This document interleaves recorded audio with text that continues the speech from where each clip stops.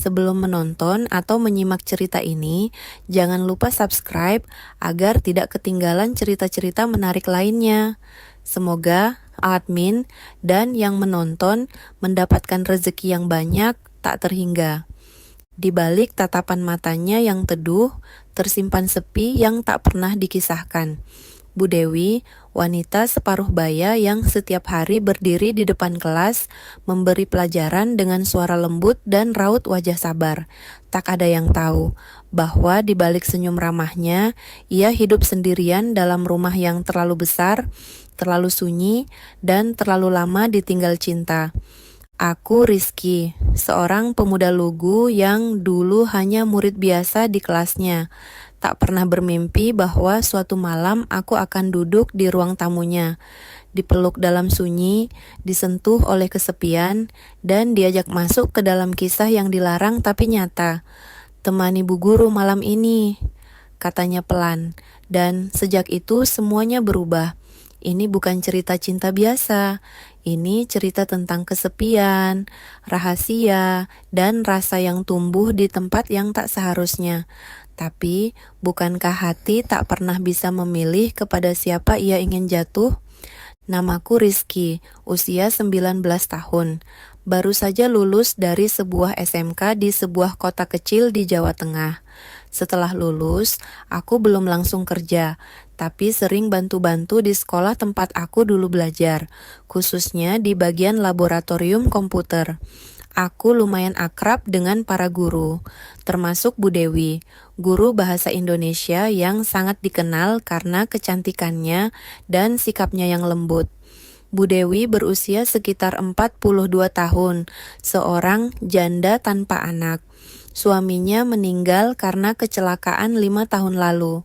Sejak itu beliau tinggal sendirian di sebuah rumah sederhana, tak jauh dari sekolah. Sore itu sekolah sudah sepi. Aku masih duduk di ruang lab komputer mengecek kabel-kabel yang sering dikeluhkan. Tiba-tiba pintu diketuk pelan. "Rizky." Suara lembut itu membuatku menoleh. Bu Dewi berdiri di ambang pintu dengan tas di tangan dan raut wajah yang agak lelah. "Iya, Bu, ada apa?" Beliau tersenyum tipis. "Kamu masih di sini? Bisa bantu Bu Guru sebentar?" Aku berdiri dan langsung menghampiri. "Tentu, Bu. Mau dibantu apa?" Wajahnya tampak ragu sejenak. Sebenarnya Bu Guru agak malu minta tolong. "Tapi, boleh enggak kamu antar pulang? Motor Bu Guru mogok di parkiran dan sudah sore begini. Bu Guru agak takut jalan kaki sendiri." Tentu saja aku setuju. Mana mungkin aku menolak permintaan Bu Dewi. Selain hormat, siapa sih yang bisa menolak wajah secantik dan seanggun itu? Kami berjalan bersama ke parkiran. Motorku hanya motor bebek jadul, tapi cukup untuk berdua. "Bu Dewi tinggal di Jalan Melati ya?" tanya aku memastikan saat kami boncengan. "Iya, tapi kalau boleh mampir dulu sebentar ke rumah Bu Guru, ada barang yang ketinggalan. Sekalian minta tolong bantu angkat galon. Bisa?" Aku mengangguk meski dalam hati agak grogi. Rumah Bu Guru hanya berdua. Setibanya di rumahnya, suasana hening menyambut kami. Rumahnya bersih, rapi, dan terasa sepi. Sangat sepi. "Masuk aja dulu, Rizky. Duduk ya." Bu Guru ambil handuk dulu. "Tadi kepanasan banget di sekolah." Aku duduk di ruang tamu. Aroma wangi semacam bunga melati menguar dari dalam rumah. Entah mengapa, jantungku berdebar tak karuan. Tak lama, Bu Dewi keluar dari dalam kamar dengan baju rumah sederhana, kaos dan celana pendek selutut. Rambutnya dikuncir dan wajahnya tampak segar setelah membasuh muka. "Galon ada di dapur ya?" Tapi ia menatapku lalu duduk di sampingku. Jarak kami hanya beberapa jengkal. "Rizky, Bu Guru boleh jujur?" Aku mengangguk pelan, bingung. Akhir-akhir ini Bu Guru merasa sangat kesepian di rumah ini. Sendiri terus, kadang rasanya pengen menangis, pengen ditemani, pengen merasa hidup. Aku tak berani menatap matanya. "Lihat kamu tadi sore rajin bantu di sekolah. Sopan." Bu Guru jadi kepikiran sesuatu. Tangannya menyentuh lenganku. Kalau kamu enggak keberatan, temani Bu Guru malam ini. Aku menelan ludah, tak bisa berkata-kata. Lalu semuanya berubah begitu cepat. Tangannya masih di lenganku, hangat dan jujur saja, bikin jantungku makin enggak karuan.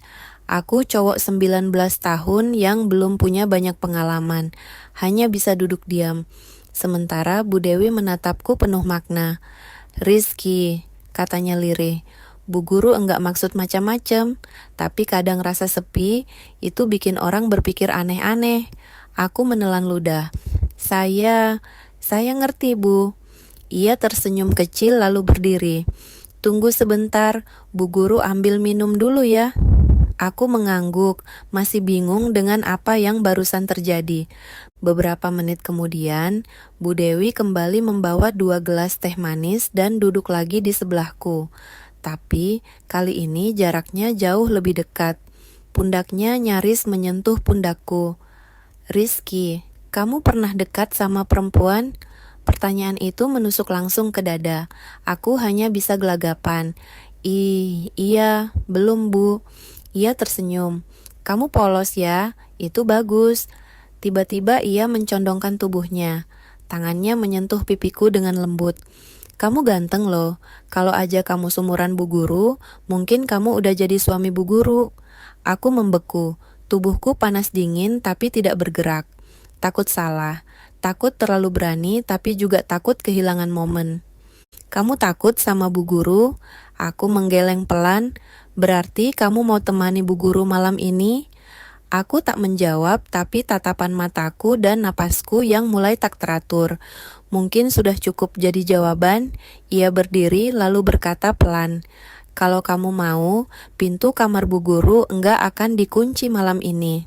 Setelah itu, ia berjalan ke arah dapur, meninggalkan aku yang masih terdiam dalam gejolak rasa yang tak bisa dijelaskan. Jam menunjukkan pukul 9 malam. Hujan rintik-rintik mulai turun. Aku masih di rumah Bu Dewi, duduk di ruang tamu sambil menatap lampu gantung yang redup. Bu Dewi sudah di kamarnya sejak 1 jam lalu, tapi kata-katanya tadi masih menggema di telingaku. Pintu kamar Bu Guru enggak akan dikunci malam ini. Aku berdiri perlahan, langkahku menuju lorong, menuju kamar itu. Napasku bergetar, tangan gemetar. Pintu itu benar, tidak terkunci. Aku dorong perlahan. Lampu di kamar itu temaram. Bu Dewi duduk di tepi ranjang, hanya mengenakan daster tipis berwarna ungu. Wajahnya lembut menatapku. Tanpa kata, masuklah, Rizky.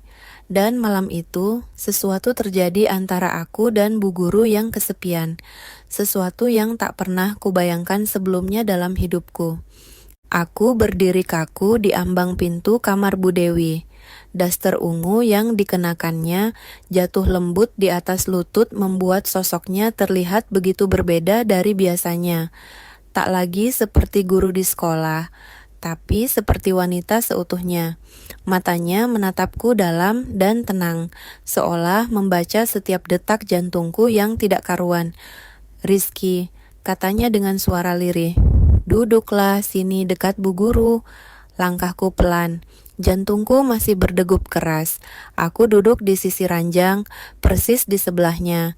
Kami terdiam cukup lama. Hanya suara hujan rintik di luar jendela yang mengisi ruang. Aku tak sanggup berkata-kata. Aku tak lagi berpikir. Segala hal yang kupahami tentang batas, tentang sopan santun antara guru dan murid, semuanya lenyap dalam sekejap. Tenggelam dalam pelukan hangat Bu Dewi malam itu.